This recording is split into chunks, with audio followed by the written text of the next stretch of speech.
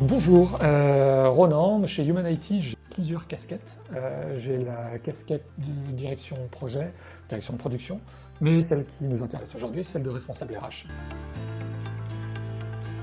Donc ce recrutement, c'était pour remplacer quelqu'un, pour reconstituer l'équipe. Il y avait un degré d'urgence relatif, mais l'idée c'était de pouvoir recruter avant le départ des personnes précédentes, et donc de pouvoir assurer une transmission, et sur la connaissance, et sur les projets, et sur l'état d'esprit.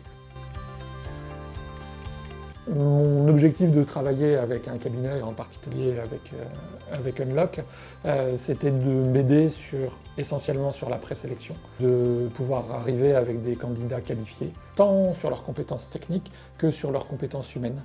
Human IT, on est, je le disais tout à l'heure, une petite structure et très attaché au partage de nos valeurs. Avec Christopher, on a commencé à échanger autour des missions du poste, autour des capacités techniques attendues de la part du candidat ou de la candidate.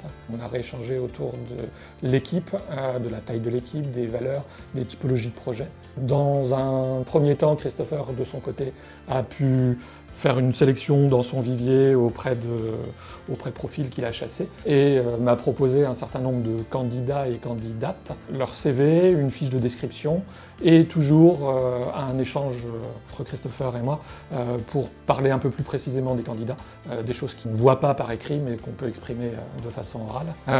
Ensuite, quand moi je présélectionnais un candidat, je faisais un premier entretien en visio.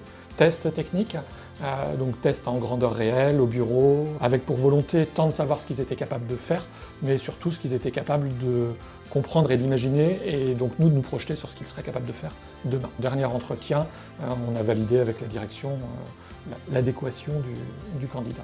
C'est donc un recrutement qui se déroule sur 3-4 entretiens chez Human IT. Le profil de Stacy, à partir du moment où on s'est mis d'accord avec Christopher sur le fait que je la rencontre, je pense que c'est un recrutement qui a dû se dérouler en à peine un mois.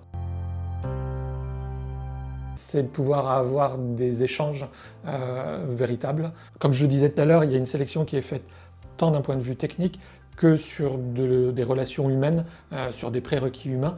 Et ça, c'est des choses où, quand on a des cabinets qui font de l'abattage, on ne peut pas avoir ces valeurs-là qui sont défendues. Ce que moi j'apprécie dans mon travail avec Unlock et particulièrement avec Christopher, c'est ça, c'est ce partage de valeurs et le fait que Christopher sache exactement ce qu'on attend et puisse lui-même en amont évaluer et sonder les candidats sur ces valeurs. Ronan, au niveau de Stacy aujourd'hui, donc elle a intégré Human IT depuis un peu plus d'un mois maintenant. Quelles sont les missions qui lui sont confiées là, en ce moment? Alors, Stacy, depuis qu'elle est arrivée, elle a commencé à travailler au début plutôt sur des petits projets de développement. Et puis progressivement, elle a commencé à prendre en main des projets plus importants. Aujourd'hui, donc elle continue à faire, je dirais plutôt de la TMA sur des petits projets, mais elle a commencé à mettre les mains dans notre solution logicielle et à intervenir tant sur la partie vote que sur la partie actionnariat salarié, soit sur de l'amélioration d'existants, soit sur de la création de modules à part entière.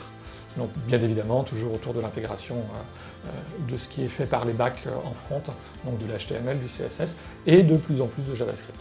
Stacy a très bien pris ses marques, tant dans l'équipe front que dans l'équipe Human IT d'une façon globale. Et donc son intégration est parfaite, et si tout continue comme ça, il n'y aura pas de problème pour la suite.